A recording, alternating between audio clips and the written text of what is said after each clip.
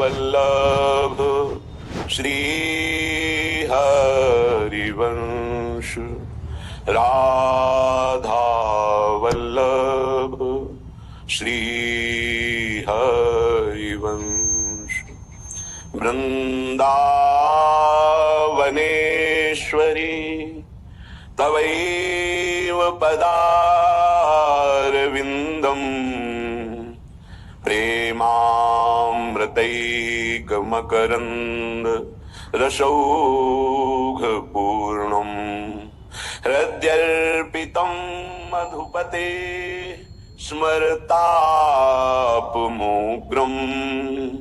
निर्वापयत् परमो शीतलमाश्रयामि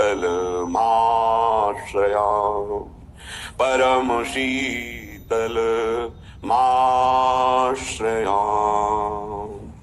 प्यारी तेरो बदन चंद्र देखे, प्यारी तेरो बदन चंद्र देखे, मेरे हृदय सरोवर ते कमोदिनी फूली,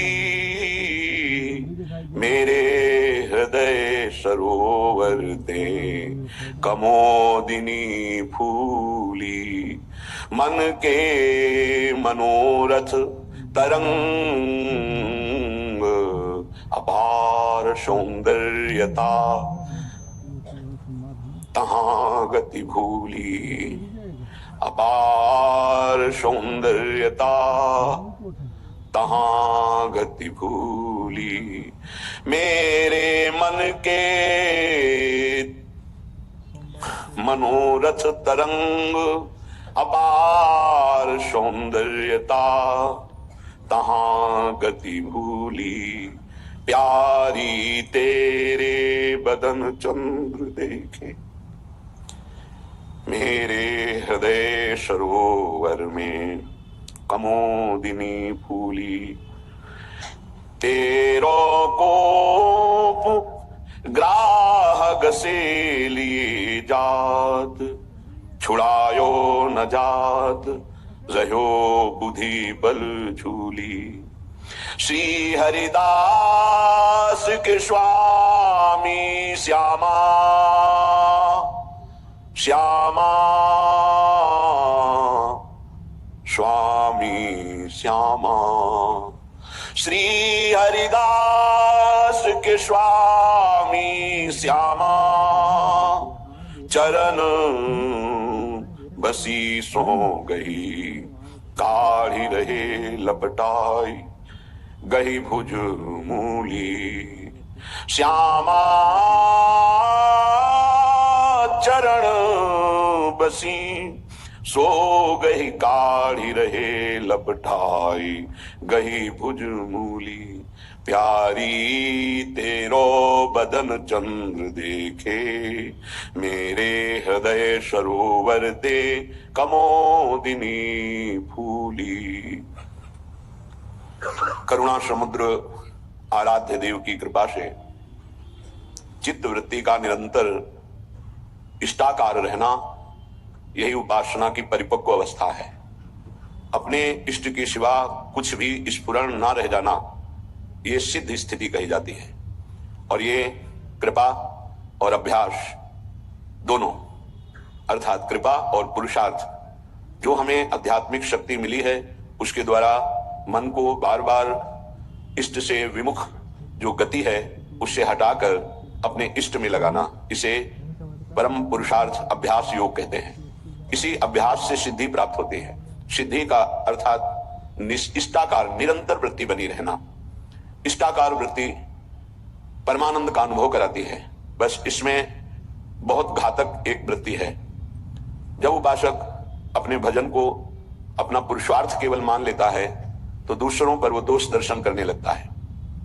ये निज अनुभव, यह कहूं खगेशा, ये निज अनुभव की बात कहता हूं कि हृदय में बहुत सूक्ष्म अहंकार रहता है, बहुत सूक्ष्म रहता है। जब वो अहंकार होता है तो दूसरों पर दोष दर्शन करता है। जे भी दोष दर्शन करता है तो इष्टाकार वृत्ति बाधित हो जाती है। और वो जैसे मछली छटपटाए ऐसे छटपटाता है। फिर जब इष्ट से प्रार्थना होती है, मुझे ढूंढने से नहीं मिल रहा, क्या अपराध है, आप कृपा करके बताओ, तो तत्काल वही सीन, वही सामने संत भगवान, वही बात, फिर लगा, अरे ये तो हमारे अंदर ही नहीं था कि हम अपराध कर रहे हैं। बाद में करोड़ों बार उनके चरणों की वंदना, नहीं प्रभु हमसे भूल हो गई, कहीं ना कहीं गुणाभिमान आप पर दोष देख लिया, नाथ क्षमा करो। तब पुनः बिना प्रयास के इष्टाकार वृत्ति फिर जागृत हो जाती है। बहुत सूक्ष्म विषय है।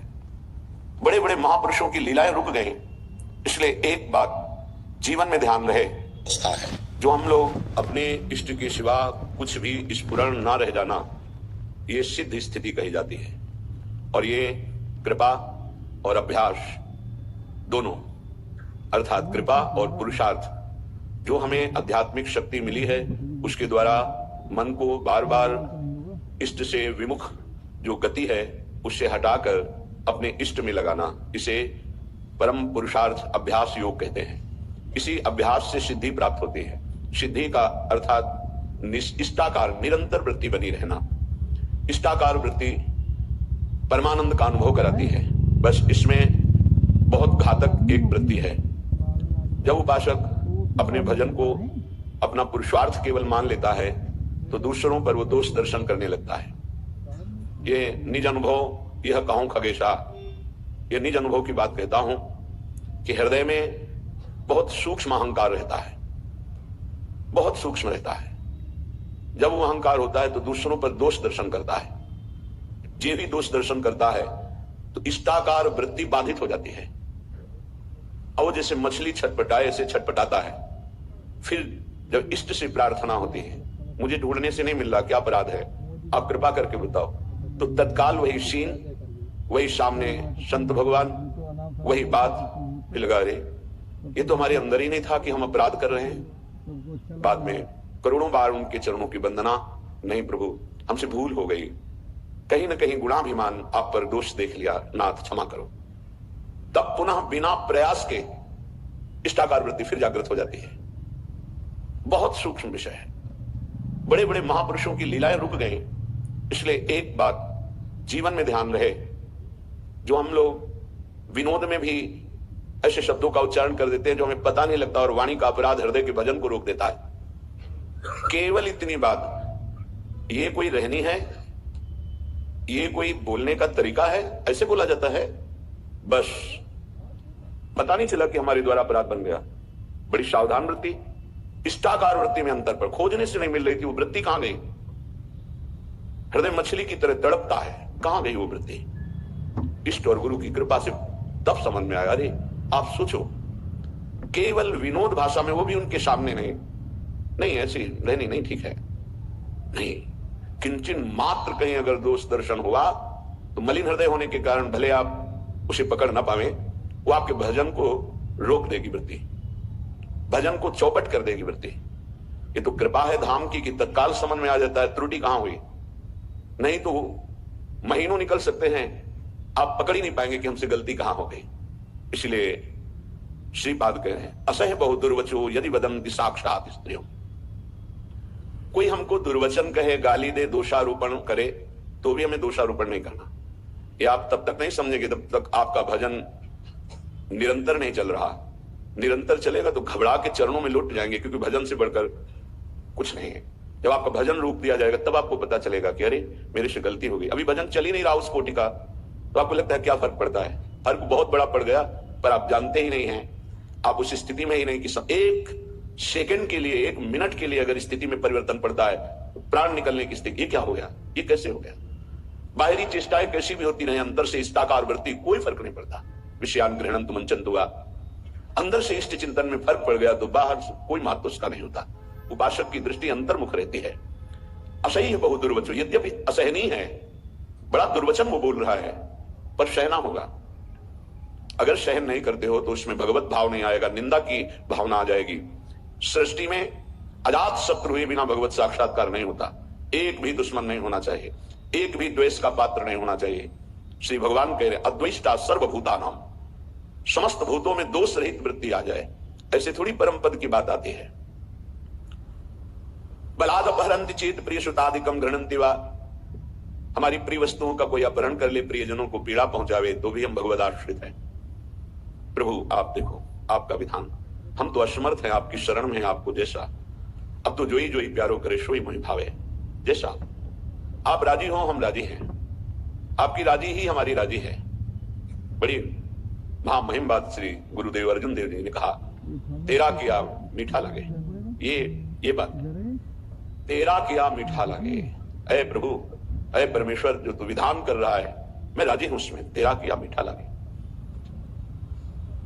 परधान परदार द्वेष मात्सर्य लोभा अमृत परुष परापिद्रोह मिथ्याभिलापान। वृंदावन वास का बहुत जल्दी लाभ कैसे मिलता है, इस श्लोक में क्या त्यजति इह भक्तो राधिका प्राणनाथे न खलु भवति वंध्या तस्य वृंदावनाशा। वृंदावन की आशा और उसका फल कभी निष्फल नहीं जाता है। यदि कहीं आप इस रहनी से रह जाएं तो कल्याण बात अलग है। वृंदावन की वासवृत्ति का फल है प्रियालाल से प्रेम हो जाना, प्रियालाल की दिव्य सेवा मिल जाना, प्रियालाल के समीप रहना, यह फल है।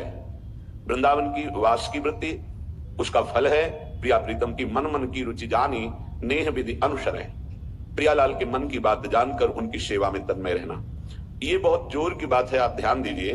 यदि ऐसी रहनी से वृंदावन रहा जाए तो बहुत जल्दी प्रियालाल की प्राप्ति हो जाएगी। परधन परदार द्वेष मात्सर्य लोभा अनृत परुख पराभिद्रोहा मिथ्याभिलापान, इनका त्याग।